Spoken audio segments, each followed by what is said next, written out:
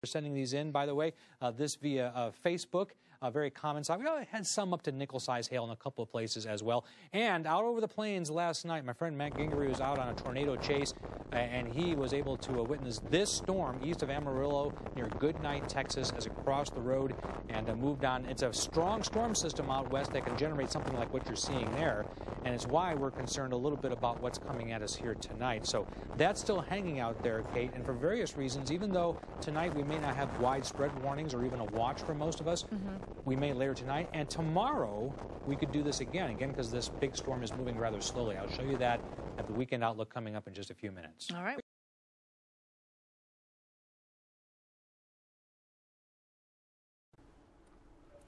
And it definitely is shaping up to be another very active night tonight. It was active last night as well. Take a look at these pictures. Absolutely amazing. We're talking about a tornado.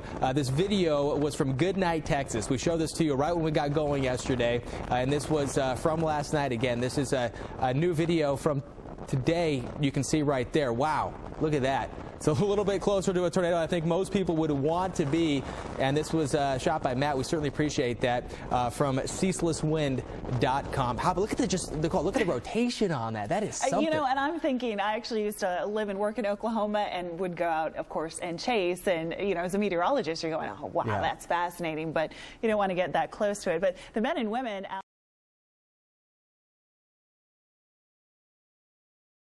Well, Vortex 2 is not alone in Tornado Alley chasing storms. Storm chasers have multiplied in numbers in years, some for sport, some for cash.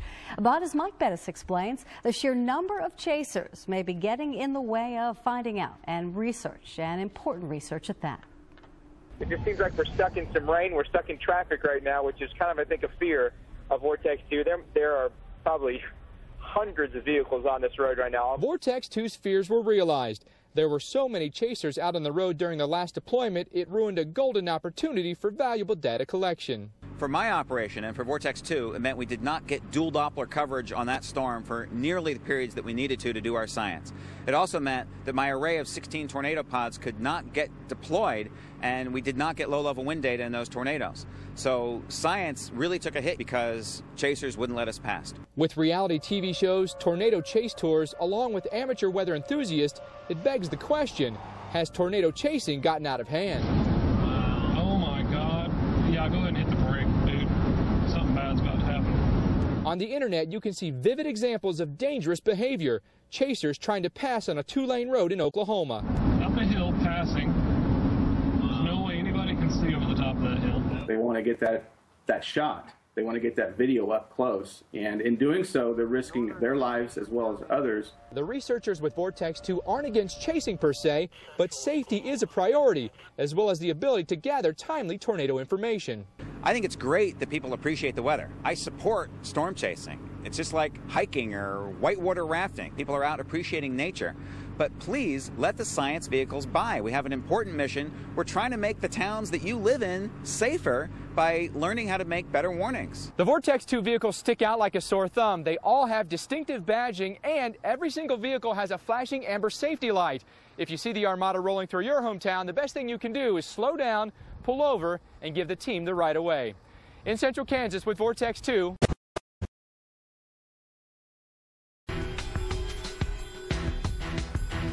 Dangerous does not even begin to describe the day we are in for across the South.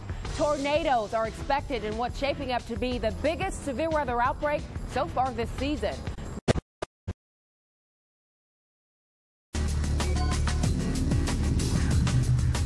And welcome into Weekend View. I'm Carl Parker. This is Betty Davis, and we are not overstating this case, folks. This is going to be a severe day and a very serious one already today. We've had many reports of severe weather. There have been numerous tornado warnings, and it's the morning. We're talking about the coolest time of day. So imagine what's going to happen as we go into the afternoon and it starts to really get warmer. We've got everything in place today, and this is really a life-threatening situation. Such an energetic system, the atmosphere getting turned on like that on this Saturday, and this storm is going to be one to watch this afternoon.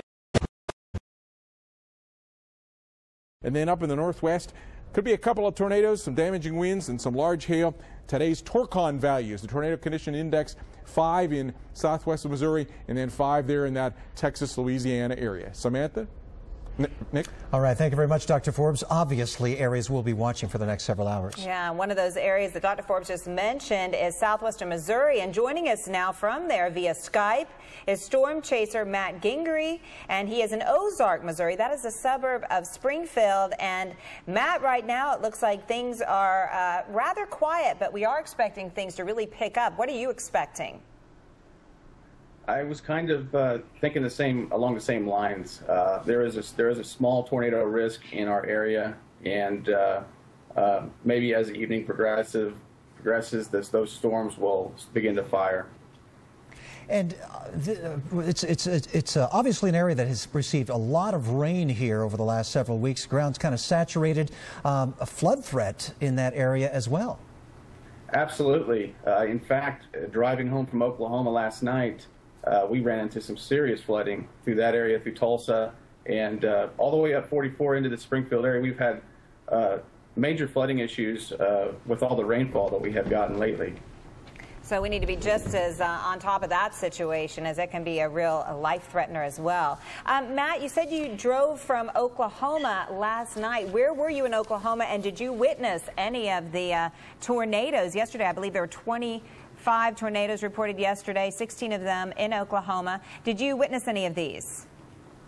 Yes, actually I did. I intercepted a tornado near the town of Bison, which is north of Oklahoma City, large stovepipe, and it had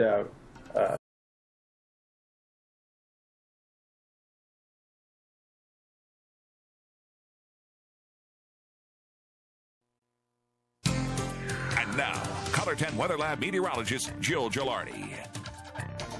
Well, as we get closer to spring, it's a warning sign of things to come. Color 10 was one of the main attractions at Severe Weather Awareness Day at the Battlefield Mall. Ted, Tom, and I showed off lots of our weather gadgets, including the mobile weather lab.